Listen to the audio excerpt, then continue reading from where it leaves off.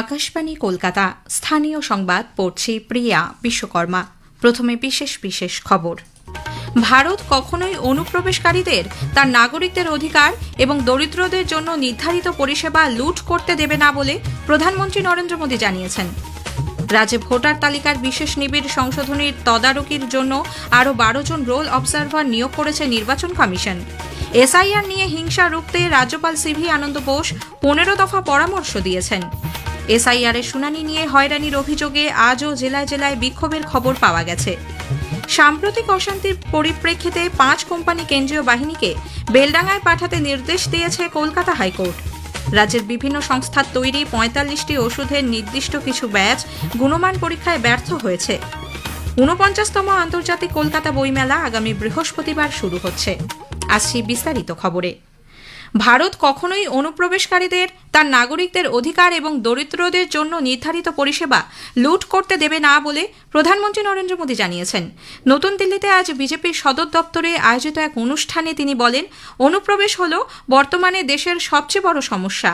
যেসব রাজনৈতিক দল অনুপ্রবেশকারীদের আশ্রয় দিচ্ছে তাদের প্রকৃত স্বরূপ জনগণের সামনে তুলে ধরতে হবে। दुनिया में कोई अपने देश में घुसपैठियों को स्वीकार नहीं करता। भारत भी घुसपैठियों को अपने गरीबों, हमारे नौजवानों के हक कभी भी लूटने नहीं दे सकता। घुसपैठिए देश की सुरक्षा के लिए बहुत बड़ा खतरा है। उनकी पहचान करके उन्हें वापस उनके देश भेजना बहुत आवश्यक है। जो वोट बैंक की राजनीति में घुसपैठियों को बचा रहे हैं या उन्हें कवर दे रहे हैं, पश्चिम बंगाल और तेलंगाना में भाजपा जनता की एक बड़ी आवाज बनकर उभरी है। अक्सर होता यह है कि लंबे कार्यकाल के बाद सरकारों के लिए टीके रहना मुश्किल होता है, लेकिन बीजेपी ने इस ट्रेंड को भी तोड़ दिया है। উল্লেখ্য, ওই অনুষ্ঠানেই নবনির্বাচিত বিজেপির সর্বভারতীয় সভাপতি নীতিন নবীনের হাতে শংসাপত্র তুলে দেওয়া হয়। রাজ্যে ভোটার তালিকায় বিশেষ নিবিড় সংশোধনীর তদারকির জন্য আরও 12 জন রোল অবজারভার নিয়োগ করেছে নির্বাচন কমিশন। প্রতিবেশী রাজ্য ও দিল্লিতে কেন্দ্রীয় সরকারের বিভিন্ন দপ্তরে কর্মরত আইএএস আধিকারিককে রোল অবজারভার হিসেবে দায়িত্ব দেওয়া হচ্ছে। নির্বাচন কমিশনের নির্দেশ অনুযায়ী বিশেষ নিবিড় সংশোধন প্রক্রিয়ায় কোনো যোগ্য ভোটারের নাম যাতে তালিকা থেকে বাদ না পড়ে তা নিশ্চিত করাই হবে এই পর্যবেক্ষকদের মূল দায়িত্ব। এই নিয়ে দফায় দফায় রাজ্যে মোট 37 জন রোল অবজারভার নিয়োগ করা হলো। এদিকে ভোটার তালিকার বিশেষ নিবিড় সংশোধনী এসআইআর প্রক্রিয়ার পরবর্তী ধাপে আজ থেকেই রাজ্যের মুখ্য নির্বাচনী আধিকারিকের দপ্তরে সিইও মনোজ কুমার আগরওয়ালের তদারকিতে শুরু হয়েছে বিশেষ পর্যবেক্ষণ। এসআইআর আবহে রাজ্যের বিভিন্ন এলাকায় সাম্প্রতিক অশান্তির প্রেক্ষিতে রাজ্যপাল সিভি আনন্দ বোস হিংসা রুখতে প্রশাসনের উদ্দেশ্যে 15 দফা পরামর্শ দিয়েছেন।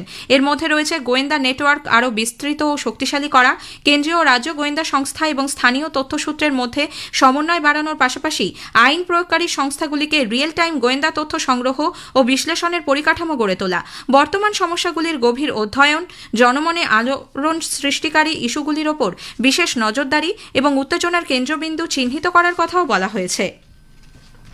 এসআইআর নিয়ে হয়রানির অভিযোগে আজও জেলায় জেলায় বিক্ষোভের খবর পাওয়া গেছে। পূর্ব বর্ধমানে জামিয়াত উলেমা হিন্দের তরফে বর্ধমান স্টেশন থেকে কার্জন গেট পর্যন্ত মিছিল করে জেলা শাসকের দপ্তরে স্মারকলিপি জমা দেওয়া হয়। জলপাইগুড়িতে বিডিও অফিসের সামনে তৃণমূল কংগ্রেসের বিক্ষোভকে কেন্দ্র করে উত্তেজনা ছড়ায়। তাদের অভিযোগ, স্থানীয় এক মহিলা পরিবারের সদস্যদের নিয়ে শুনানিতে উপস্থিত হলে বিডিও তাদের বাংলাদেশি তকমা দিয়ে নথিপত্র গ্রহণ করেননি। উত্তর 24 পরগনার সন্দেশখালীর ন্যাজাটে বিডিও অফিসে এসআইআর এর শুনানি চলাকালীন ভোটারদের একাংশের বিক্ষোভে পরিস্থিতি উত্তপ্ত হয়ে ওঠে। বিডিও অফিসে ভাঙচুর চালায় তারা। জেলার বারুদ্রিয়া, যদুরহাটি, কুলবেরিয়া হসপিটাল মোড়ে এসআইআর এর নামে হেনস্থার অভিযোগে রাস্তা অবরোধ করে বিক্ষোভ দেখান গ্রামবাসীরা। এদিকে বারাসাতের কাজীপাড়া এলাকায় একই অভিযোগে আজ রাস্তা অবরোধ করেন স্থানীয়রা। দক্ষিণ 24 পরগনার বাসন্তীতে রাজ্য সড়ক অবরোধ করে টায়ার জ্বালিয়ে প্রতিবাদ বিক্ষোভে সামিল হন এলাকাবাসী। অন্যদিকে শুনানির সময় সাধারণ মানুষের হয়রানির প্রতিবাদে কলকাতায় মুখ্য নির্বাচনী আধিকারিকের দপ্তরের সামনে প্রদেশ কংগ্রেসের বিক্ষোভ কর্মসূচিকে কেন্দ্র করে ধুন্ধুমার বাধে। পুলিশ প্রদেশ কংগ্রেস সভাপতি শুভঙ্কর সরকার সহ বেশ কয়েকজন নেতাকর্মীকে আটক করে প্রিজন ভ্যানে তুলে নিয়ে যায়। ঝাড়খণ্ডে মুর্শিদাবাদের পরিযায়ী শ্রমিকের অস্বাভাবিক মৃত্যুর ঘটনায় বেলডাঙ্গায় সাম্প্রতিক অশান্তির প্রেক্ষিতে ওই জেলায় থাকা 5 কোম্পানি কেন্দ্রীয় বাহিনীকে বেলডাঙ্গায় ব্যবহারের নির্দেশ দিয়েছে কলকাতা হাইকোর্ট। প্রধান বিচারপতি সুজয় পাল ও বিচারপতি পার্থ সারথী সেনের ডিভিশন বেঞ্চ আজ এই সংক্রান্ত জনস্বার্থ মামলা শুনানিতে জানিয়েছে, কেন্দ্রীয় সরকার প্রয়োজন মনে করলে এনআইএ-কে দিয়ে তদন্ত করাতে পারে। এলাকায় যাতে শান্তি বজায় থাকে তা সুনিশ্চিত করার দায়িত্ব জেলা শাসক এবং পুলিশ সুপারের। রাজ্য সরকারকে এ ব্যাপারে 2 সপ্তাহের মধ্যে হলফনামা জমা দিতে নির্দেশ দিয়েছে আদালত। পরের 2 সপ্তাহের মধ্যে মামলাকারীরা তাদের বক্তব্য জানাতে পারবেন। উল্লেখ্য, বেলডাঙ্গায় অশান্তির ঘটনায় কেন্দ্রীয় বাহিনী মোতায়েনের দাবিতে কলকাতা হাইকোর্টে বিজেপি এবং স্থানীয় বাসিন্দাদের তরফে 2টি জনস্বার্থ মামলা দায়ের করা হয়। কলকাতা হাইকোর্টের এই রায়কে স্বাগত জানিয়েছেন বিরোধী দলনেতা শুভেন্দু অধিকারী। তারা বলেছে, ভারত সরকার যদি মনে করে এই দেশ বিরোধী শক্তির বিরুদ্ধে ব্যবস্থা নিতে এনআইএও করতে পারে এবং মুর্শিদাবাদ জেলায় যে উপর্যুপরি লাগাতার এই জামাতিদের আন্দোলনের নামে হিন্দুদের উপর অত্যাচার, এর বিরুদ্ধে হাইকোর্ট কঠিন এবং কঠোর ব্যবস্থা নিয়েছেন। এদিকে বেলডাঙ্গায় অশান্তির ঘটনায় আরও 5 জনকে গ্রেপ্তার করেছে পুলিশ। এই নিয়ে এই ঘটনায় ধৃতের সংখ্যা বেড়ে হল 36। সল্টলেকের দত্তাবাদে স্বর্ণ ব্যবসায়ী স্বপন কামিল্লাকে অপহরণ ও খুনের মামলায় সুপ্রিম কোর্টের আত্মসমর্পণের নির্দেশের 24 ঘণ্টার মধ্যেই রাজ্য সরকার জলপাইগুড়ির রাজগঞ্জের বিডিও প্রশান্ত বর্মনকে তার পদ থেকে সরিয়ে দিয়েছে। তার জায়গায় দায়িত্ব পেয়েছেন ওই ব্লকের যুগ্ম বিডিও সৌরভ কান্তি মণ্ডল। আজকের প্রসঙ্গ অনুষ্ঠানে শুনবেন বিশেষ আলোচনা শক্তি ক্ষেত্রে আজকের Bharat. Satyen Bose national centre for basic সায়েন্সের ডিরেক্টর ডক্টর তনুশ্রী সাহা দাশগুপ্তর সঙ্গে কথা বলেছেন অভিজিৎ চক্রবর্তী। আকাশবাণী সংবাদ বিভাগ প্রযোজিত অনুষ্ঠানটি শুনবেন আজ রাত 8টায় গীতাঞ্জলি, ডিটিএইচ বাংলা এবং সোশ্যাল মিডিয়া প্ল্যাটফর্মে। স্থানীয় সংবাদ শুনছেন আকাশবাণী কলকাতা কেন্দ্র থেকে।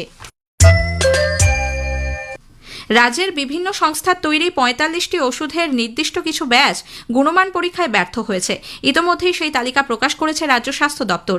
গত মাসে নমুনা সংগ্রহ করে ল্যাবরেটরিতে পরীক্ষার পর পশ্চিমবঙ্গ ফার্মাসিউটিক্যালসের তৈরি রিঙ্গার্স ল্যাকটেট স্যালাইন ছাড়াও হাওড়ার উলুবেরিয়ার লাইফ ফার্মাসিউটিক্যালস প্রাইভেট লিমিটেডের তৈরি ক্রোমোস্ট্যান্ড ইঞ্জেকশন, জগাছাড় ডায়মন্ড ড্রাগসের তৈরি ড্রায়েড অ্যালুমিনিয়াম হাইড্রক্সাইড, কলকাতার এক সংস্থা সানি ইন্ডাস্ট্রিজের পটাশিয়াম ক্লোরাইড ও ওষুধ প্রস্তুতকারী সংস্থা ক্যাপলেট ইন্ডিয়া প্রাইভেট লিমিটেডের তৈরি ওরাল রিহাইড্রেশন সল্টস ওআরএসও গুণমান পরীক্ষায় ব্যর্থ হয়েছে।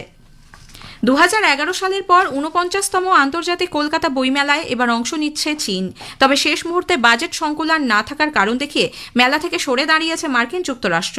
আজ কলকাতা বইমেলা প্রাঙ্গণে সাংবাদিক বৈঠকে পাবলিশার্স অ্যান্ড বুক সেলার্স গিল্ডের সাধারণ সম্পাদক ত্রিদীপ কুমার চট্টোপাধ্যায় জানিয়েছেন, আগামী বৃহস্পতিবার বিকেল 4টে মুখ্যমন্ত্রী মমতা ব্যানার্জি বইমেলার উদ্বোধন করবেন।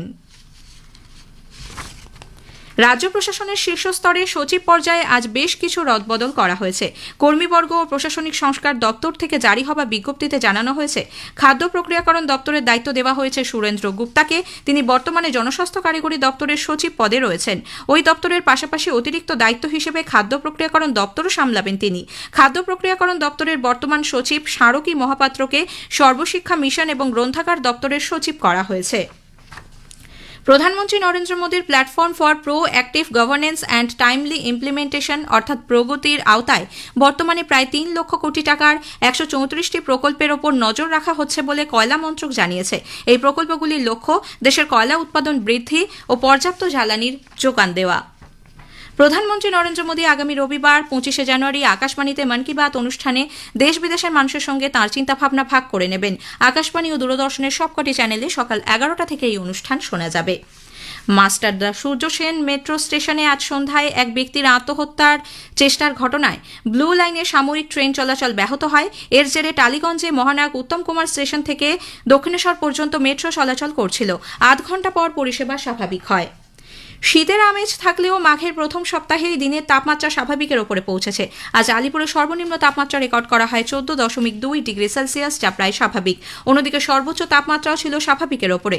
দার্জিলিং পাহাড়ি এলাকা ছাড়া সারা রাজ্যেই আজ সর্বনিম্ন তাপমাত্রা ছিল 10 ডিগ্রি বা তার বেশি। শেষ করার আগে স্থানীয় সংবাদের বিশেষ কিছু অংশ আরও একবার। ভারত কখনোই অনুপ্রবেশকারীদের তার নাগরিকদের অধিকার এবং দরিদ্রদের জন্য নির্ধারিত পরিষেবা লুট করতে দেবে না বলে প্রধানমন্ত্রী নরেন্দ্র মোদী জানিয়েছেন। এসআইআর নিয়ে হিংসা রুখতে রাজ্যপাল সিভি আনন্দ বোস 15 দফা পরামর্শ দিয়েছেন। স্থানীয় সংবাদ শেষ হলো, এরপর খেলার খবর।